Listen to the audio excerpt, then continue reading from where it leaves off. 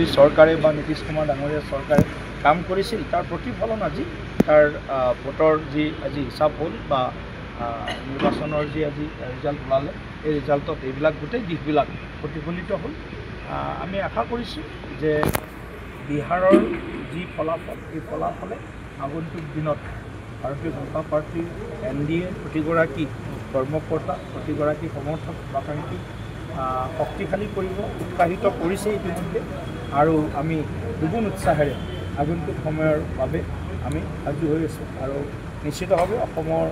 ৰাজনৈতিক ক্ষেত্ৰখনত আজি বিহাৰৰ বিজয় প্ৰভাৱ পেলাব আৰু এই প্ৰভাৱ ইতিবাচক হ'ব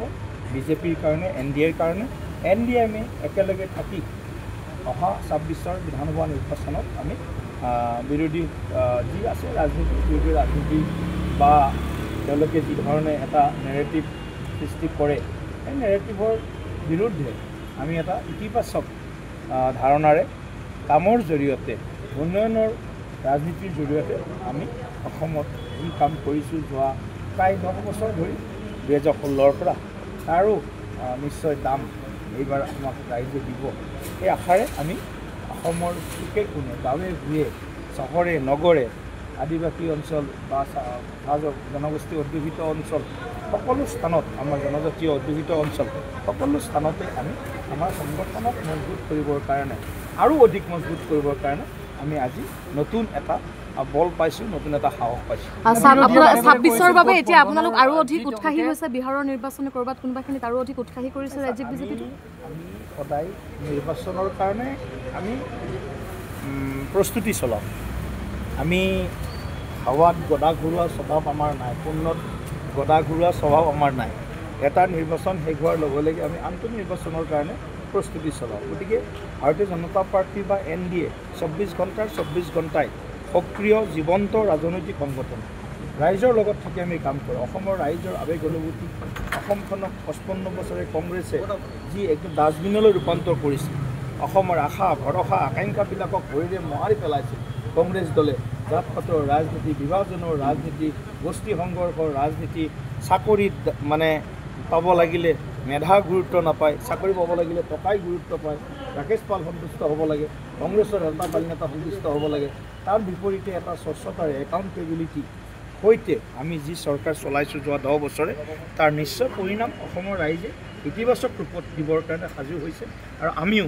আকৌ ৰাইজৰ হকে কাম কৰিম আকৌ ৰাইজৰ লগত থাকি আকৌ ৰাইজক যিমান পাৰোঁ সিমান আগবঢ়াই লৈ যাম আৰু অসমখনৰ যিবিলাক দীৰ্ঘদিনীয়া সমস্যা আছে সমস্যাবিলাকৰ পৰ্যায়ক্ৰমে সমাধানৰ দিশত আমি আগবাঢ়িম। বিৰোধীয়ে বাৰে বাৰে কৈ আছিল যে গোট বন্ধনৰ ক্ষেত্ৰত তেওঁলোকে তেজস্বী যাদৱক মুখ্যমন্ত্ৰী বনায় ভাষণৰ ৰাজনেতা আৰু শাসনৰ ৰাজনেতা দুটা বেলেগ বিষয় গৌৰৱ গগৈয়ে সংসদত ভাল ভাষণ দিয়ে ৰাহুল গান্ধীয়ে জনা নজনাকৈ তেখেতে বহুত কথা কৈ থাকে গতিকে মই এইটো বিষয়টো এনেদৰেই মই চাব বিচাৰিছোঁ যে ভাষণৰ নেতা হোৱাতকৈ ৰাইজৰ নেতা হ'ব পাৰিব লাগিব এওঁলোক ভাষণৰ নেতা শাসনৰো নেতা নহয় এওঁলোকৰ নেতৃত্বত শাসন নাহে না গৌৰৱৰ নেতৃত্বত শাসন আহিব না ৰাহুল গান্ধীৰ নেতৃত্বত শাসন আহিব কেৱল ভাষণ দি প্ৰেছ মিট কৰি আপোনালোকৰ সন্মুখত সদায় লুৰিণজ্যোতি গগৈ ডাঙৰীয়াই যেনেকৈ প্ৰেছ মিট কৰে আমাৰ ভূঞা ডাঙৰীয়াই যেনেকৈ প্ৰেছ মিট কৰে দুই ভূঞাই অজিত ভূঞা আৰু আমাৰ শদিয়াৰ ভূঞা ডাঙৰীয়াই বা অখিল গগৈ ডাঙৰীয়াই যেনেকৈ আপোনালোকৰ সন্মুখত কথা পাতে এই তুষ্টিকৰণৰ মিয়াৰ তুষ্টিকৰণৰ ৰাজনীতিয়ে এওঁলোকক বহুত দূৰলৈ ইতিমধ্যে ঠেলি পঠাইছে অসমৰ খিলঞ্জীয়া মানুহৰ হিন্দু মুছলমান খিলঞ্জীয়া মানুহৰ মনৰ পৰা এই যি এওঁলোকৰ তুষ্টিকৰণ আৰু ভোট বেংকৰ ৰাজনীতি এওঁলোকে আমাক বেলেগকৈ চাব লগা হোৱা নাই আমি আপোনালোকৰ জৰিয়তে দেখিবলৈ পাইছোঁ গতিকে বহুত দূৰত তেওঁলোকক অৱস্থান ইতিমধ্যে কৰাইছে তেওঁলোকে এনেধৰণে আপোনালোকৰ সন্মুখত ভাষণ চাষণ দিব আমাক কিছুমান মানে অভিযোগ আনিব গতিকে ৰাজনীতিত অভিযোগ আহিলে সেই অভিযোগৰ প্ৰত্যুত্তৰ দিয়াৰ কাৰণে আমাৰ হাতত অস্ত্ৰ শস্ত্ৰ ইমান মজুত আছে যে তেওঁলোকে যদি মানে বৰুণ বান মাৰিব খোজে আমাৰ ইয়াত মানে অগ্নিবাণ সাজু হৈ থাকে গতিকে বৰুণ বান কাম নকৰে অগ্নিবাণৰ সন্মুখত তেওঁলোক বৰুণ বান হ'ব পাৰে কিন্তু আমাৰ অগ্নিবাণ সাজু হৈ থাকে গতিকে সেইকাৰণে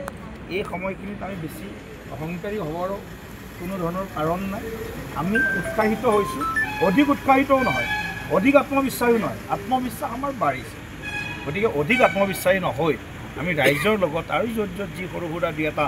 ক'ৰবাত কিবা কৰিব লগা আছে আপোনালোকো জ্যেষ্ঠ সাংবাদিক আপোনালোকেও জানে গতিকে ইতিবাচক কেতিয়াবা সমালোচনা আহিলে সাহস সৎ সাহস আমাৰ আছে দিও আছোঁ কিন্তু এওঁলোকে যিবিলাক ধৰণৰ অভিযোগ আনে এওঁলোকৰ মুখত সন্ত্ৰাসবাদীৰ ওঠৰ ভাষা এওঁলোকৰ কাম কাজত মৌলবাদক সমৰ্থন কৰা ভাষা কাম কাজ এওঁলোকৰ বক্তব্যত গোটেই কথা প্ৰমাণিত হয় গতিকে এই দেশৰ স্বাভিমানী জনতাই পাকিস্তানৰ ভাষা সমৰ্থন নকৰে বাংলাদেশীৰ ভাষা সমৰ্থন নকৰে মিয়াৰ ৰাজনীতিক সমৰ্থন নকৰে মিয়া কবিতা সমৰ্থন নকৰে মাটি যি খিলঞ্জীয়া মানুহৰ মাটি বা অসমৰ মাটি বেদখল কৰিছিল তাৰ পৰা বেদখল মুক্ত আমি কৰিছোঁ আমাৰ চৰকাৰে আকৌ এওঁলোকে কৈছে আমি আকৌ আনি তেওঁলোকক বহাই দিম এইবিলাক কাৰ্যক এওঁলোকে আমাৰ অসমৰ জনগণে স্বাভিমানী জনগণে সমৰ্থন নকৰে গতিকে এওঁলোকে যি ৰাজনীতি কৰে কৰক তাত ক'ব লগা একো নাই কিন্তু কথাটো হ'ল এওঁলোকৰ এই ৰাজনীতি বিহাৰৰ ৰাজনীতিতকৈও শোচনীয় হ'ব